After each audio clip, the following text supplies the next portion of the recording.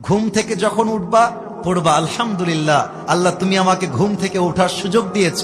যখন ওয়াশরুমে ব্রাশ করতে যাবা আল্লাহকে বলবা আল্লাহ শুকরিয়া, আলহামদুলিল্লাহ তুমি আমার হাতটাকে প্যারালাইজড করে দাও নাই, আমার হাতটা ঠিক আছে, আমি মুভ করতে পারছি, আল্লাহ তোমার শুকরিয়া আলহামদুলিল্লাহ। যখন তুমি অজু করে মসজিদে আসবা আল্লাহকে বলবা আল্লাহ আল্লাহ তোমার শুকরিয়া, আল্লাহ আমার তো কোনো যোগ্যতা নাই তোমার ঘরে আসার জন্য, তুমি তৌফিক দিয়েছো বিধায় আমি আসতে পেরেছি, আল্লাহ তোমার শুকরিয়া আলহামদুলিল্লাহ।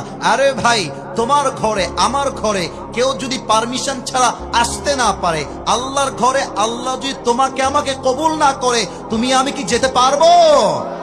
আল্লাহ যে কবুল করেছেন তাতেও আলহামদুলিল্লাহ। আল্লাহ তুমি সিঙ্গেল রেখেছো আলহামদুলিল্লাহ। আল্লাহ তুমি বউ দিবা আলহামদুলিল্লাহ।